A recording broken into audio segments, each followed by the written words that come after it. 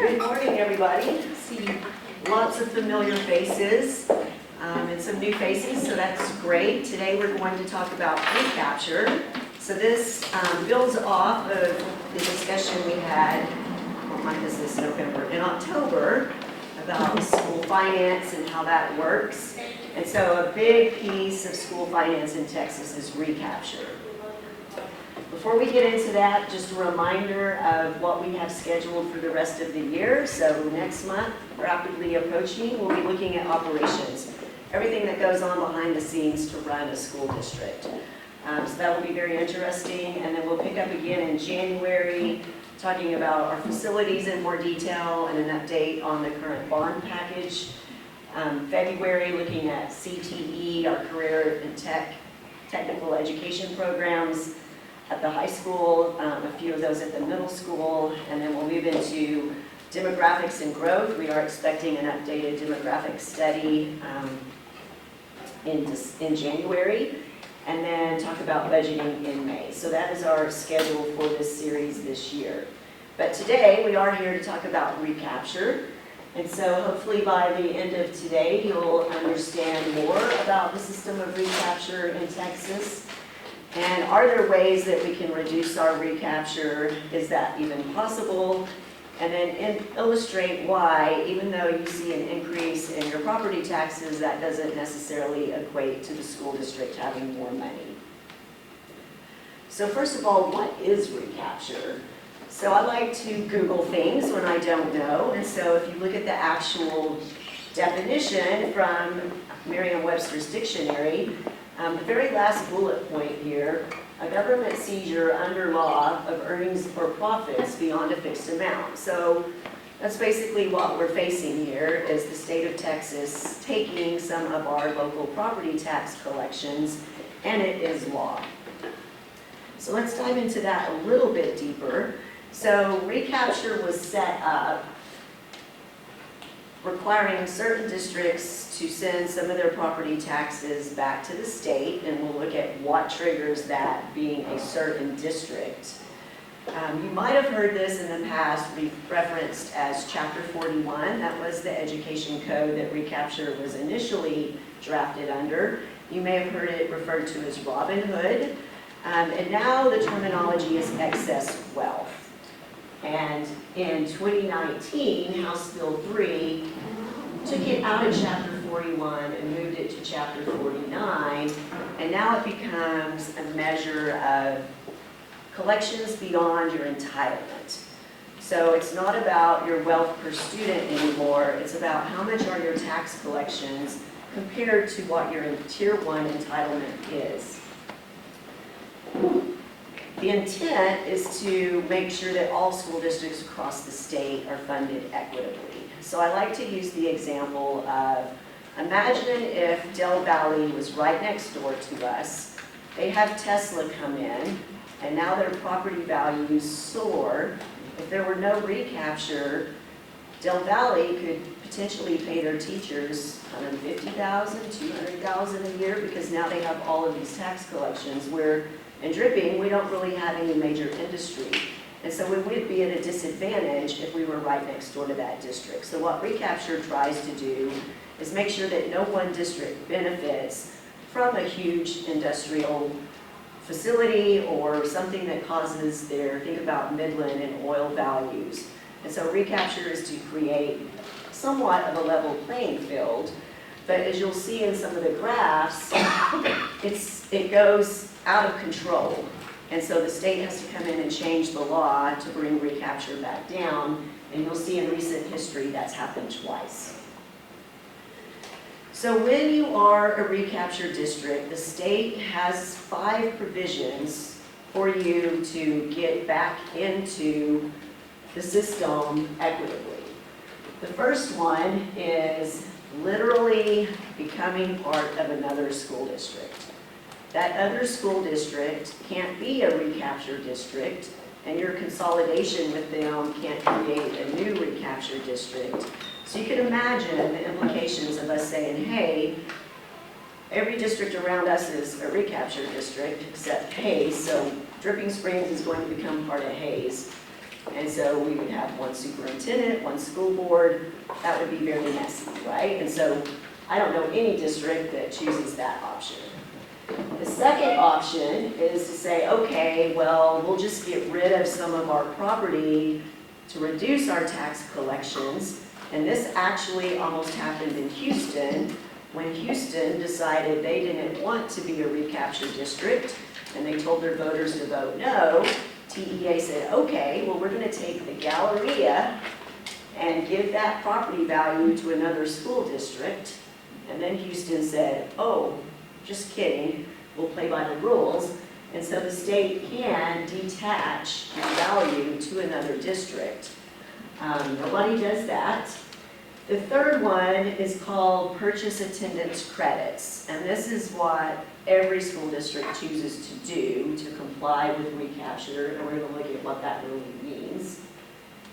The fourth is to educate non-resident students with a partner district. So this requires voter approval. This would be us bringing in students from somewhere else and sending money to that district. So that seems really messy. And then finally, you can consolidate your tax base. Again, this requires voter approval. It creates a consolidated taxing district. It's really messy. So you get the same results with number 3, which is the simplest. And what number 3 is, TEA calls it purchasing attendance credits, but what it is purchasing ADA that will get us into compliance with the recapture laws. Purchasing ADA is really us sending a portion of our tax collections to the state. And so all districts use this one.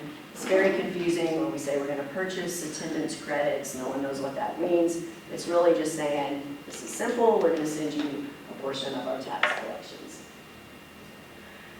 So this is a picture of statewide what recapture has looked like over the years, going back to '94. And you can see in 2023, so the school year that just ended, recapture blossomed up to near $5 billion. I haven't seen the final number for last year, so it could be over that, but you can see a big jump, and this is due to the rise in property values across the state. So it wasn't just happening here, it was happening everywhere. And so this is why last spring, the legislature was really focused on property tax relief.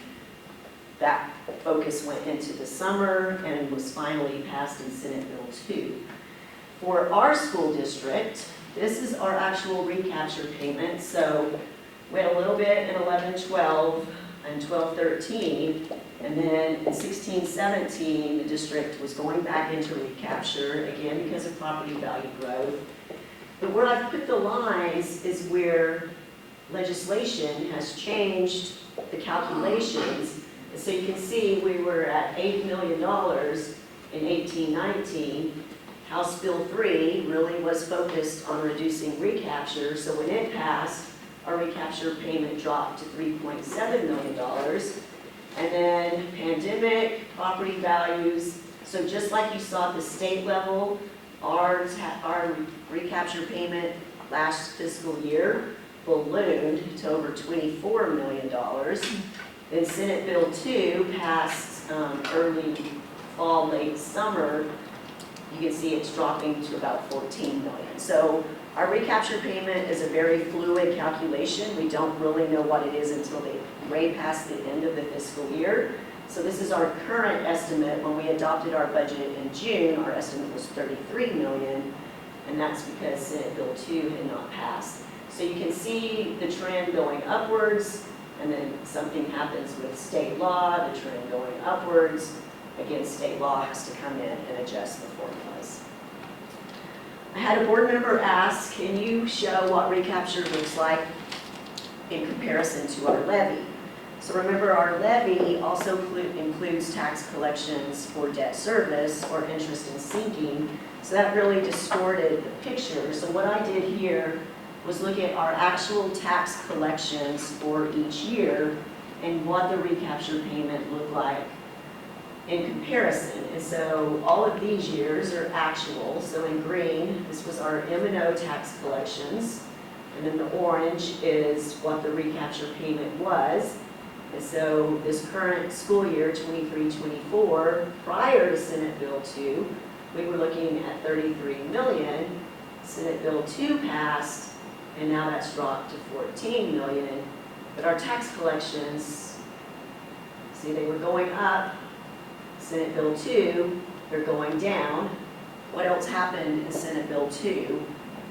The homestead exemption that's on the ballot today, going up to $100,000. That will lower our tax collections.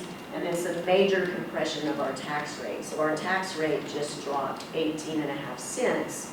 So that's going to lower our tax collections. So you see both the green and the orange going down as a result of Senate Bill 2. Before I try to demonstrate how recapture works, recapturetexas.org has a video. It's a short video. And so, I'll get out here. Play this for you real quickly. I think my demonstration is better, but... funding in Texas, like a glass of water. The size of the glass is based on the amount of money that the state of Texas says each school district should have. School districts serving more students have a bigger glass. School districts serving fewer students may have a smaller glass. Student and district characteristics can also increase the size of the glass, and so does the district's tax effort. Local property tax revenue is like water flowing in. Some districts cannot fill their glass with local tax revenue, so the state provides the revenue to fill it up. Sometimes the water from local tax revenue spills over. This is known as recapture. The state comes in and soaks up all the water outside the glass. So how do we reduce recapture and stop so much water from overflowing?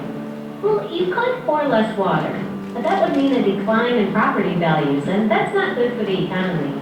Reducing the tax rate can also mean less water flowing into the glass if the state reduces the tax rate.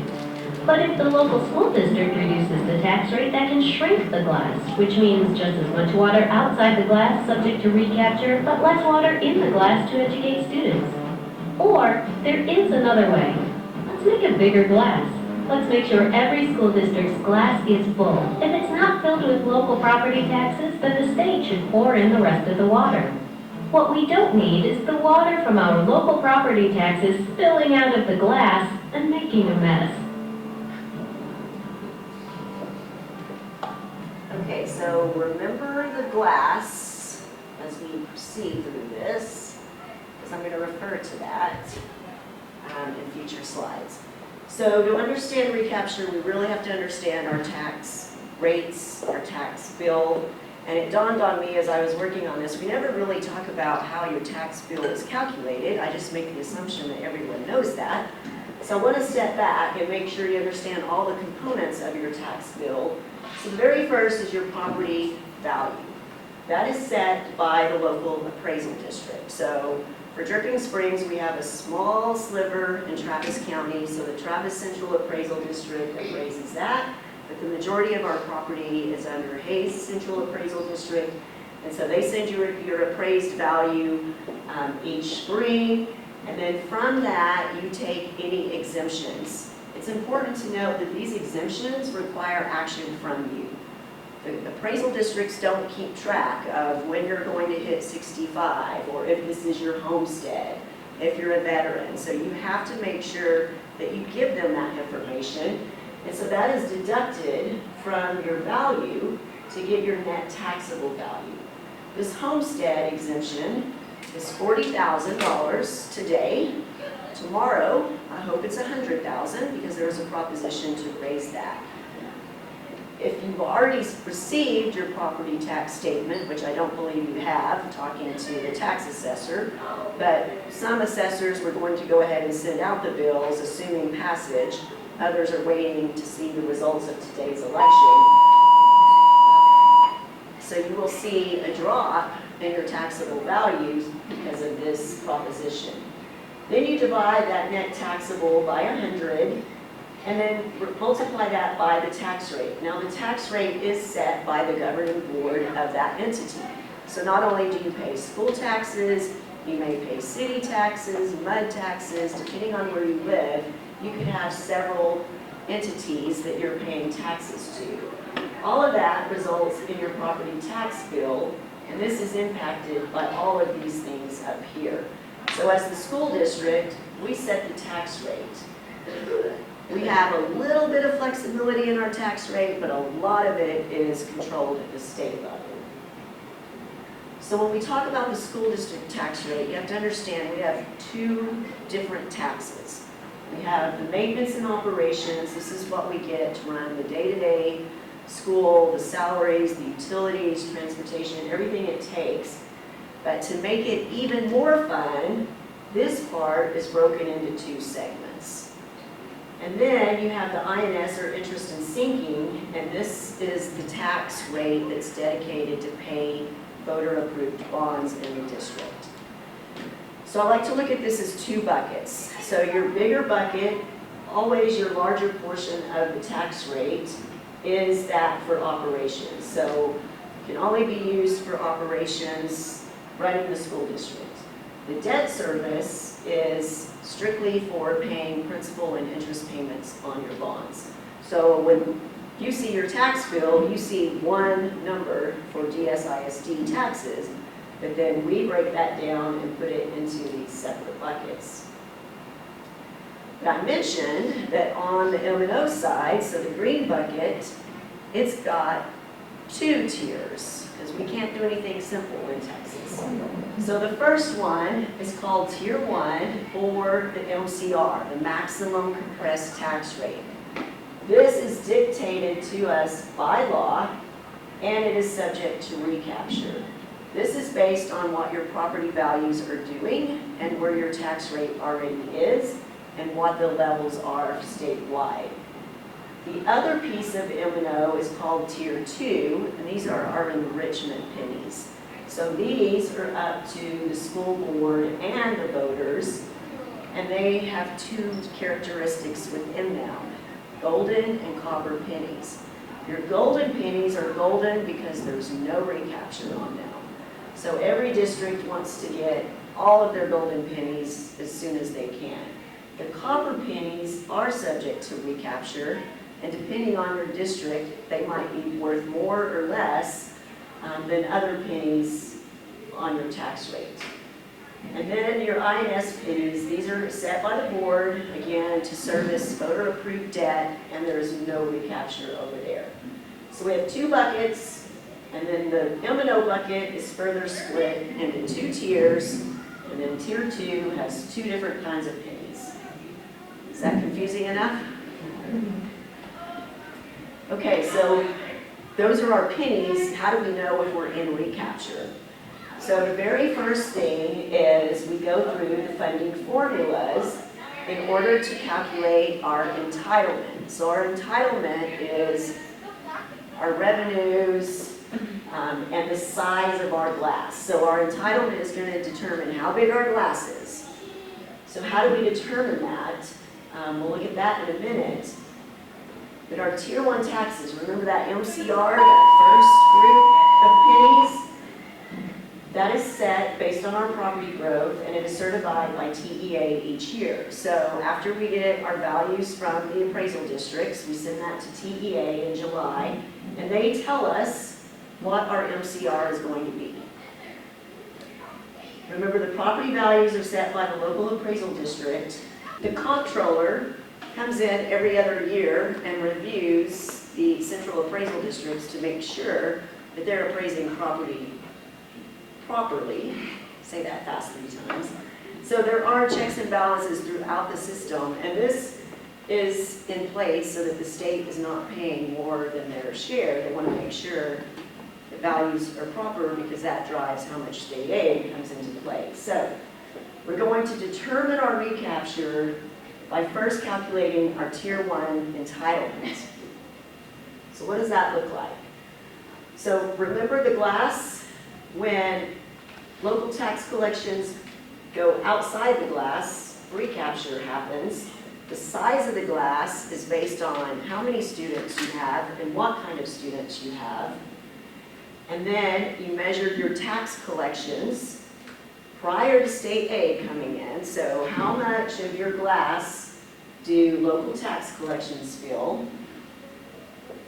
Remember, recapture is only on the M&O side, not on the INS side. And so here's what that calculation looks like. So we start with all of our students that attend school, not that are enrolled, but that attend. And if a student comes every day, we get $6,160 for that student. If they don't come every day, then that amount is lowered in proportion to the attendance. This amount was set in House Bill 3 in 2019, and that is what we were asking the legislature to increase this spring, and they did not. So you start with that, and then you look at how many students qualify as compensatory ed, and that's based on census blocks. How many students do you have in special education, career tech, early education? You get a transportation allotment. You get money for CCMR, which is career, college, military ready. If you're a fast growth district, then you get an additional allocation, and whether or not your fast growth is compared to every other district and then tiered based from the highest fast growth to the lowest. Right now, the highest fast growth district in the state is DSISD. You get an additional allotment for gifted and talented, dyslexia, school safety. We were getting $9.72 per student for school safety. That did increase to $10 and something and $15,000 per campus. In these special sessions, they were talking about adjusting that again. Because remember, they also passed that every campus has to have an officer. Well, you're not hiring an officer for $15,000 a year. And then new instructional facilities allotment, that's money if you open a new campus, money to operate that. So all of this becomes your tier 1 allotment, your revenue. What do you not see up here that we've been talking about? Taxes. So our revenue is not based on taxes. Our revenue is based on this tier 1 cost, which equals our allotment, which equals our entitlement. So then we have to determine who's going to fund that allotment, that entitlement. So first we take what I call the red sand, the available school fund. All school districts get that. It's based on your prior year ADA and a dollar amount. It's very minimal. It doesn't come close to filling the glass. Then the state asks how much of that entitlement or that allotment can you fund locally, and whether or not the state needs to pitch in any money to complete funding of that entitlement. So we're going to look at some scenarios. This is level 1, tier 1. So remember the pennies, this is that MCR tax collection recapture. So that's tier 1. So let's pretend this green cylinder is the size of our glass. So based on all the students that we had in attendance for the whole year, and when do I know that? At the end of the year, right? So I don't really know what my entitlement is going to be until after I've spent all the money. What kind of students I had, that's going to change on a daily basis. So this jar is our glass or our entitlement. How are we going to fill that jar? So the first scenario is, this is our entitlement, and our tax collections, so our MCR, that maximum compressed rate, times our property values, is less than the size of that glass. Then we're going to get some state aid to fill it all the way to the top.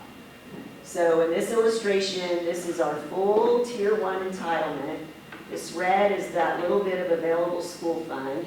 If our tax collections only come up to here, then the state is going to fill the rest there. So that's the majority of school districts. Scenario 2, our tax collections are exactly equal to our entitlement.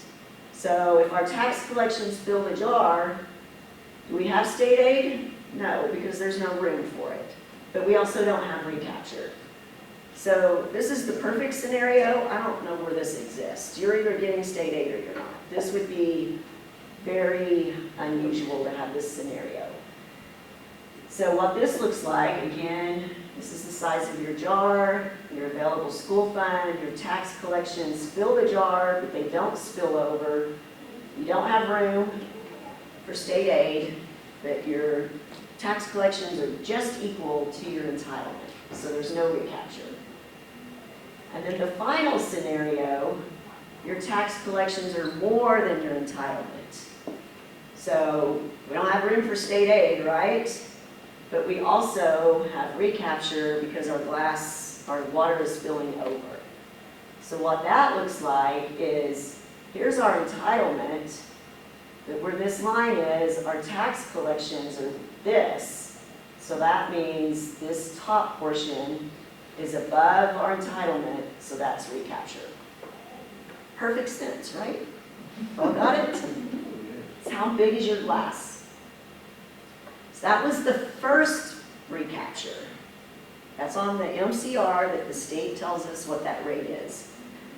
There's a second layer of recapture called Tier 2. Remember this? Now we're talking about these Tier 2 enrichment pennies.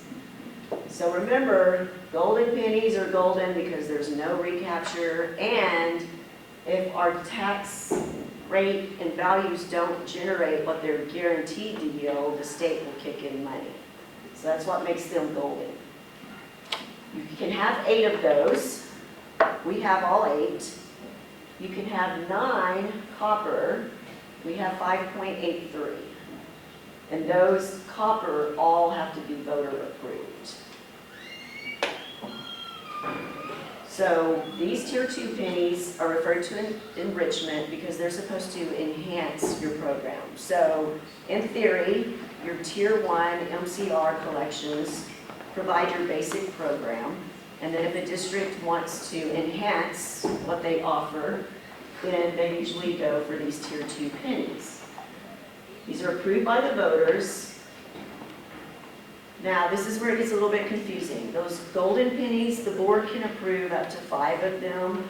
I think under current law, they keep trying to change that. And then the voters have to approve the rest. All of the copper have to be approved by the voters. So when did the voters approve us having these pennies? 2016. Remember that recapture chart when we went back into recapture, we went to the voters and said, recapture is eating into our operations, we need more pennies, and the voters approved us adding those pennies. So your calculation of revenues is your weighted average daily attendance, so not just your basic ADA, but your students that are in those special programs, those are called weighted, and then your number of pennies that you have and your values. And then in the law, there are guaranteed amounts that these pennies will generate. So there's a guaranteed yield on each of these pennies. And that 2016 that we went to the voters, that was an authorization to increase the tax rate. It was an exchange. So we lowered the INS And we moved it increased over the to O&O. We just moved it, but the tax rate stayed the same.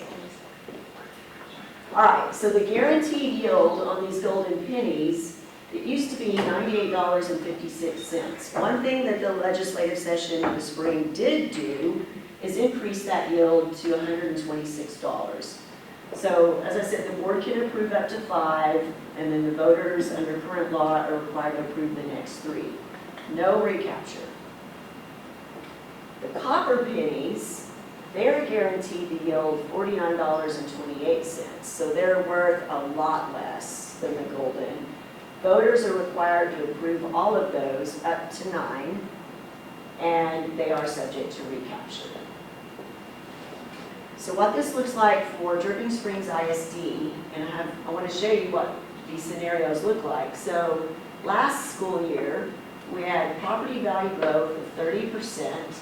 Our WADA was $9,435, and the guaranteed yield was $98.56. So when you do the math of 8 pennies times the guaranteed yield times the WADA, our entitlement here, we were entitled $7.2 million. Those pennies actually applied to our property values generated $7.5 million. So we generated our entitlement, so that meant the state didn't have to give us anything. But the golden part here is we got to keep that extra $300,000 because there's no recapture. Whereas on the copper penny side, remember they yield much less. We only have 5 of those now, and these have been compressed over the years since House Bill 3. So we had all of them that we were allowed to in 2016, but they've been reduced. So our entitlement, doing the same math, we are entitled to keep $2.6 million from these copper pennies. Those 5 pennies on our property values generated almost $5.5 million. So that was more than we're entitled to keep. So we did have to pay recapture on those. So that was last year. This year, so now the yield, remember on the golden pennies, the yield went up. We have the same 8. Our WADA went up because our student numbers went up.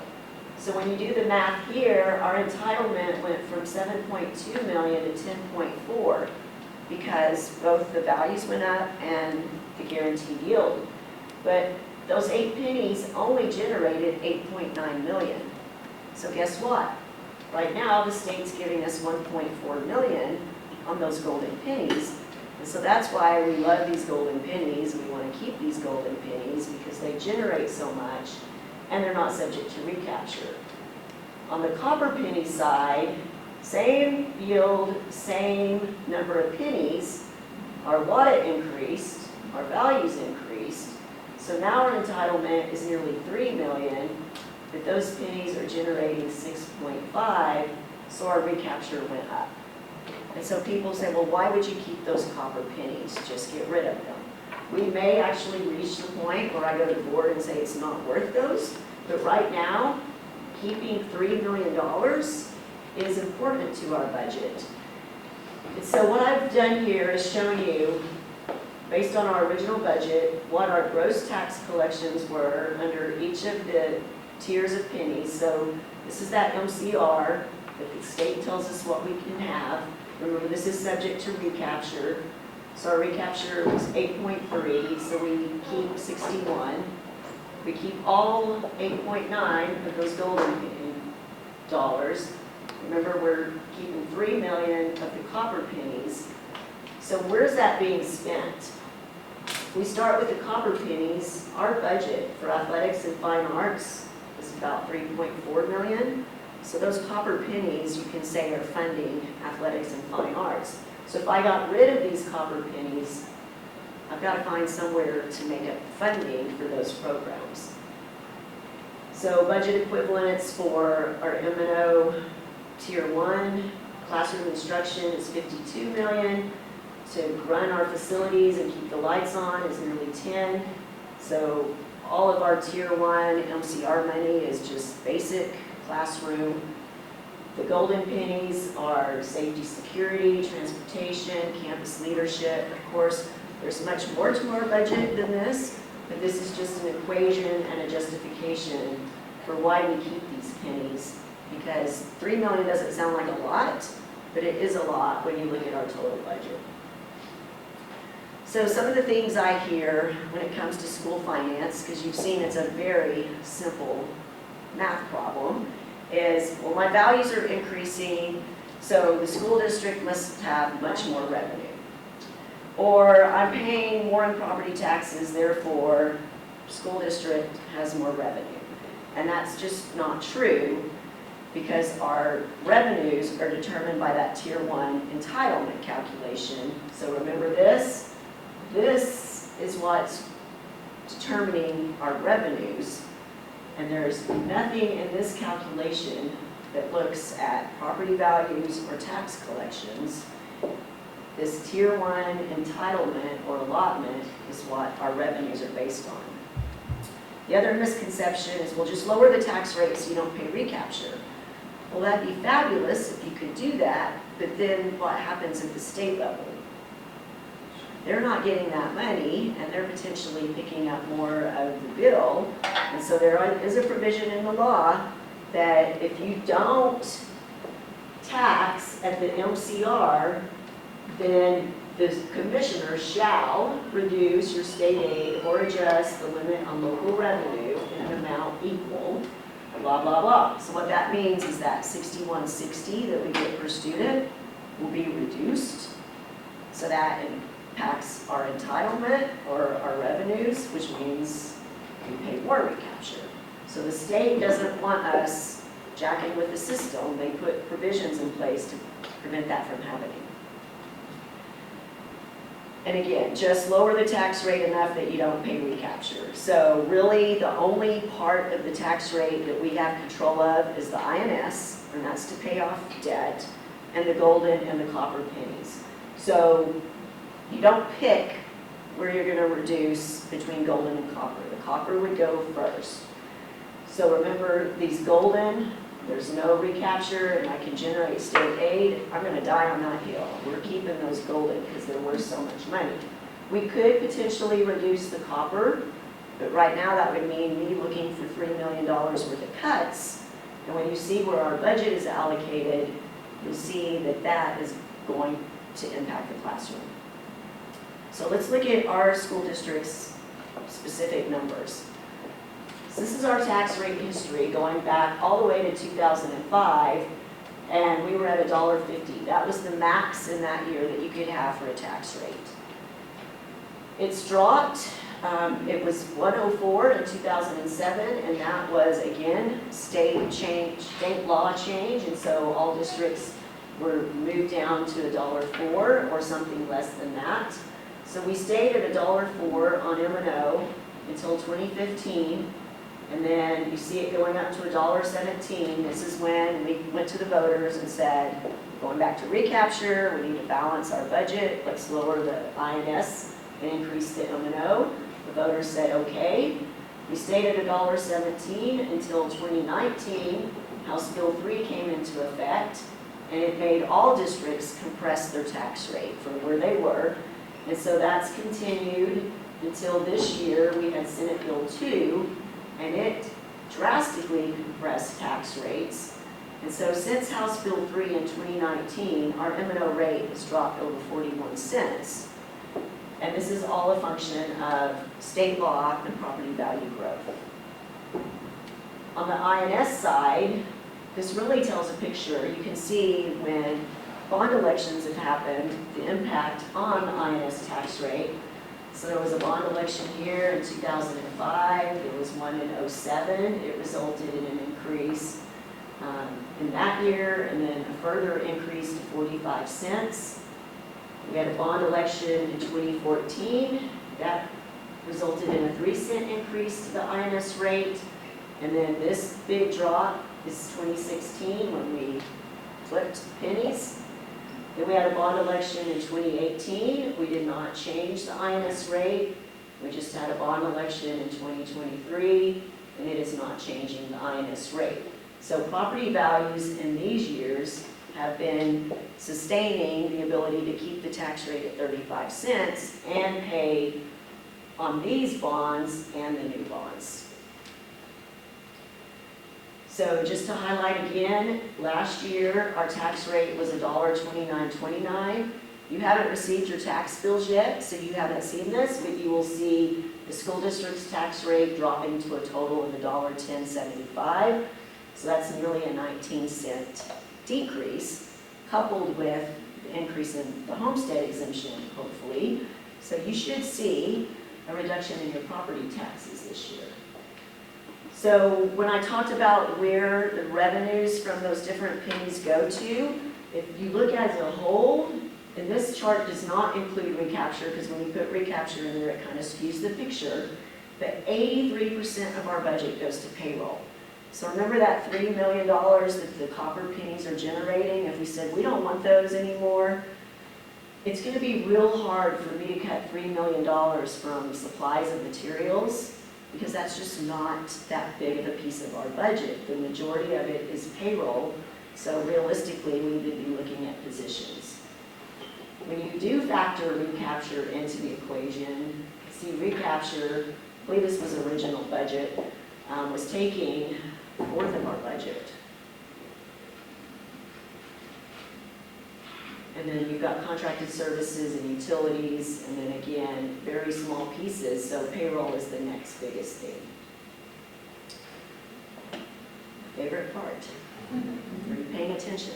If you were here last month, you should know these, because they're pretty much the same. So what is the purchase of attendance credits? Don't be shy. Recapture. What about recapture? It's a money back in the state. It's our mechanism for complying with recapture, right? And so every year the board has to approve us purchasing attendance credits. It's really confusing because what does that mean? But it's our way of sending the money back to the state. How do we get out of recapture? Can we get out of recapture? Slash the budget and get rid of the property. By another district, annex part of our thing. But really, getting rid of those copper pennies would reduce it some, but it won't eliminate it, right? Because the majority of our recapture is on that MCR portion of the tax rate. The state tells us what that MCR is. We can't tax below it, we can't tax above it. And so you can't get out of recapture, you just comply with recapture by doing one of those 5 ways. Does Wesley, do they do the last option of No, all letting school the districts, people come in? all school districts purchase attendance credits. Okay.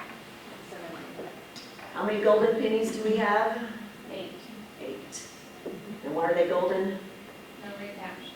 No recapture and They increase that rate to 1. State aid for the you low. get state aid.